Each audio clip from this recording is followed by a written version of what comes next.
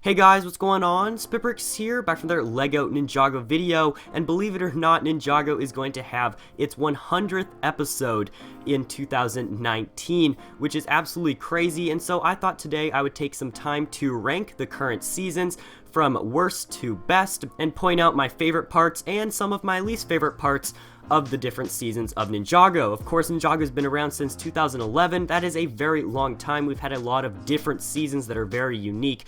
And since this video is driven a lot by my opinion and my thoughts, be sure to drop your guys' list down below ranking these seasons as we go as well. And just a quick note before we start, I'm not going to be including any of these sort of mini seasons that LEGO includes on their YouTube channel every once in a while, some of those which being Woo's Tease and Decoded, since they don't have official sets behind them, and let's be honest, they're just a bonus for Ninjago fans. That being said, the sets for each of these seasons are not going to be taken into consideration. It's really just what happened in the season, the plot of the season, and overall just my thoughts.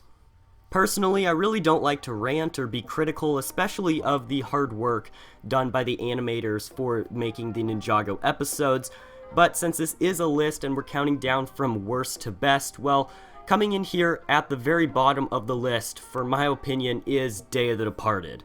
To be honest, I think Daya the Departed was way too rushed. Of course, they only had like a TV special specific time of only around 45 minutes. I did really like the return of some of the older villains, in which we will have the 2019 Legacy season of Ninjago do something like that as well. However, really in that short amount of time, they were not able to successfully make it interesting. With all these different villains coming back, there just wasn't a big enough role played by each of those villains. They could have had and done a lot more with the season, and as far as my thinking goes, I believe this season was really just so they could get Cole back into a human form instead of being a ghost. I feel like this special TV episode here was really just to provide a solution for Cole to become back to normal again. Now, saying that, I really did like the inclusion of Master Yang. He was a very cool villain, and the fact that he brought back the villains through the Departed realm, all that concept was very, very intriguing to me, and I think this season could have been one of my favorites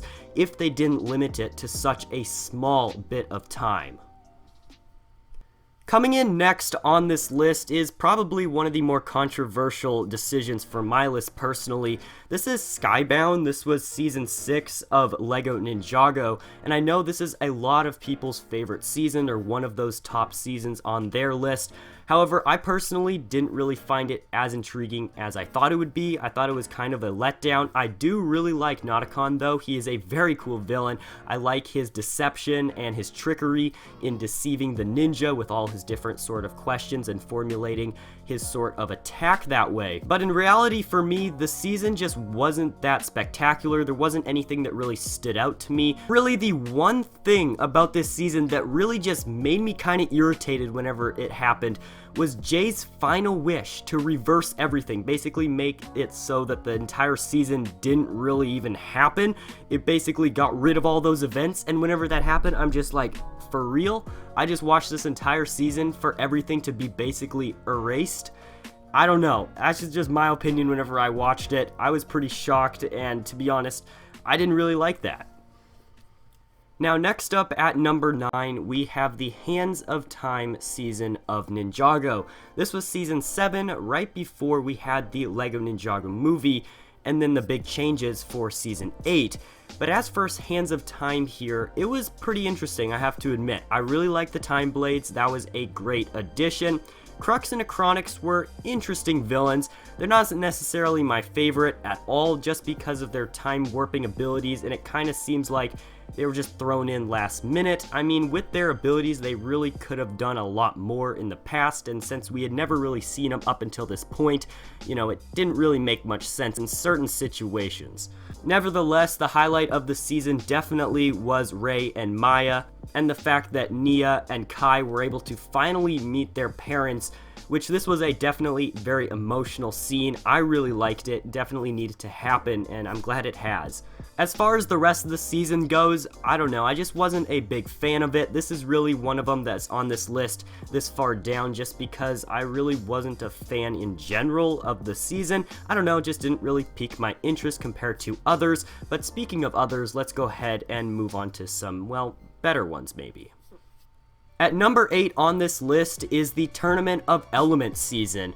And to be honest, whenever I first heard that this season was coming, I thought this was going to be my all-time favorite season at the time. It was an amazing concept. I love the idea of a tournament amongst different elemental masters. Just the idea of all these other elemental masters was really, really cool. I also enjoyed the aspect of mystery around Zane and where he was located, and the ninja attempting to find him. That was a pretty cool aspect of the season as well. Now, the only flaw that I really saw in this season was the fact that it kind of got repetitive after a bit, just in my mind, and to be honest, Chen is not necessarily my favorite villain that we've ever had.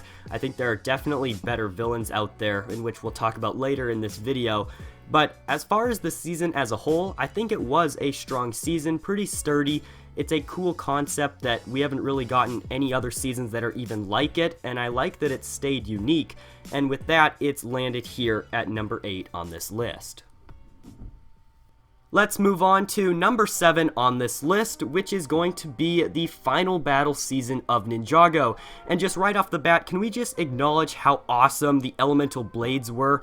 I just have to admit, they looked absolutely phenomenal in the episodes, let alone they also were really cool pieces in brick built form as well. But besides the really cool weapons of the season, there really wasn't much going on until the last few episodes, and with that I'm talking about the final battle between the Overlord and the Ultimate Spinjitzu Master, or aka Lloyd. One thing in particular that I found about this season was that there were quite a few very slow points in it. In fact, it kind of got boring to watch at some episodes, until the ninja found the Temple of Light, of course, and once that happened, well, the season definitely sped up and became a lot more enjoyable to watch.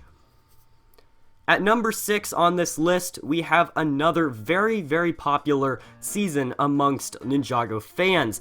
I find that the Sons of Garmadon season is a lot of people's favorite. I do contribute it to a bit of the new fan base that came in after the Ninjago movie, as well as just the audience of Ninjago that enjoyed this new animation style of the new Ninjago episodes. Sons of Garmadon introduced a lot of new villains into the mix, which I personally really liked.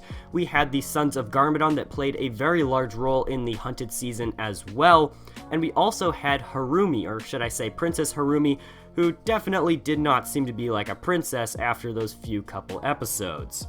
The one thing that this season did a very good job of was keeping my attention. At the end of every single episode, there was a huge cliffhanger, and in some aspects that made me kind of irritated, but also very, very excited for the next episode, and I think that's really what made people enjoy this season so much, is because they were always anticipated for the next episode. Not to mention the shock at the very end of the season, in which basically Harumi and the Sons of Garmadon pretty much win. I guess this is the first season that the villains actually accomplish their task and are pretty much victorious, so that was an interesting twist.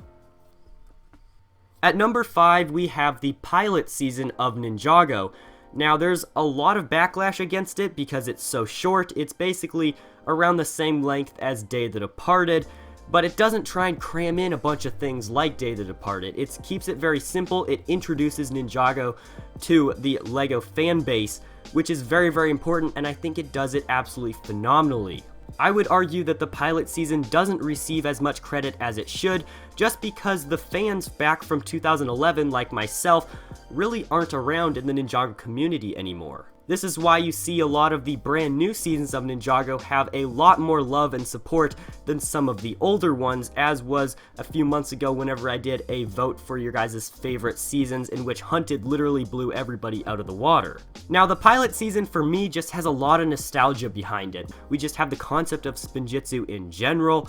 we have the 4 main dragons for the ninja, we have the introduction and backstory of all the characters, and we have the 4 main golden weapons. This was the purest state of Ninjago, the simplest storyline behind it. You didn't need to have all this previous knowledge from all these other seasons to really understand what was going on, and that's why I really did like this season. It was very clean and had exactly what it needed to have included in it. Now, coming up next on this list, we have Rebooted, coming here at number 4. And not only do we have some really awesome weapons once again with the Techno Blades, we also got hair for the ninja for the first time. But of course, since we're not taking the sets into consideration, well, we should be talking about the season and episode, shouldn't we? The massive role of technology in this season I thought was very evident, and also played a really cool role. We got to see the assembly of the Ninjroids, the introduction of Cyrus Borg, as well as the introduction of a very good companion of Zane's. We had Pixel join the mix. And in the end, nobody can forget the epic battle between Zane and the Overlord. That was a crazy battle, and very good job of Zane, basically sacrificing himself. I'm just glad he returned, because if he didn't, this would probably have to be my least favorite season of Ninjago. Alright, now we're in the top 3 for this video. At number 3 here, we have the Possession season of Ninjago. With Moro being introduced, I think he gave a great spin to the episodes. Now, with Lloyd being possessed, it also gave another level of complexity onto the season, but it wasn't too complex that you couldn't follow what was going on.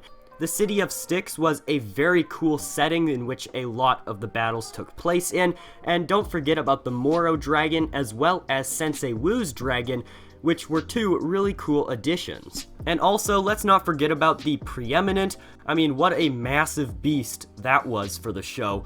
But to think that it was all taken down all by basically Nia, that's pretty crazy. Of course, Nia becoming the water ninja in this season, that definitely set it up, and with that, Nia has played a very large role since this season of Ninjago, which I personally really like, and let's be honest, if this didn't happen in this season, I don't know how they would have incorporated Nia into the LEGO Ninjago movie, but really, we never know.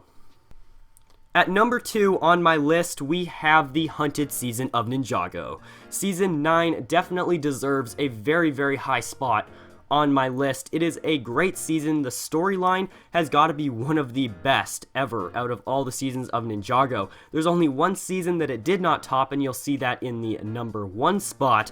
However, we have to talk about this Hunted season because managing 2 separate realms and 2 separate storylines pretty much was a very daunting task, I assume, for the producers to undertake, but they delivered almost perfectly. I remember when we first heard about Season 9, I was very skeptical about how it was going to work for the season to kind of vacillate between Ninjago City and the realm of Oni and Dragon, and I'm happy to say that it came out as a success. I really liked the character and personality of both Iron Baron and the rest of the Dragon Hunters, not to mention the teamwork associated with Faith, or should I say Heavy Metal, and hey, we got another epic battle that just so happened to be on top of what was standing of Borg Tower. And at number 1 on this list, and taking the title as my favorite Ninjago season, is, well, Season 1, or the Serpentine season of LEGO Ninjago. It's not just that my channel's mascot revolves around one of these Serpentine minifigures, but the storyline behind it, the NRG Ninja, the Green Ninja Prophecy, the evolution really of Lloyd growing up and becoming the Green Ninja, not to mention the amazing Serpentine generals such as Pythor and Scales, all together made this season an absolutely phenomenal one, and statistically is LEGO's best performing Ninjago episode season. Sprinkled in throughout the episodes, the ninja one by one found their true potential, which are still some of my favorite scenes to this date from the Ninjago episodes. There was just a lot of fun, creative, and brand new innovative ideas amongst this season. We had the Fang Blades, and of course, well, the Great Devourer. I remember the first time whenever I watched the finale of the Serpentine season of Ninjago, man, I was on the edge of my seat while watching that, and I have to admit the ending with Garmadon saving the day, that was just perfect. Now, you may be asking about the 2019 season of Ninjago episodes, If I were to spontaneously rank the Legacy season of Ninjago just based on the information that I know of right now, I'd probably put it at the number 3 or number 4 spots, but until the actual episodes and all of them are complete, I do not know for sure. But with that, that's going to wrap up today's video. Hope you guys have enjoyed. If you guys have, be sure to give this video a thumbs up down below and subscribe to the channel if you are new. I'll see you guys in the next video coming very soon.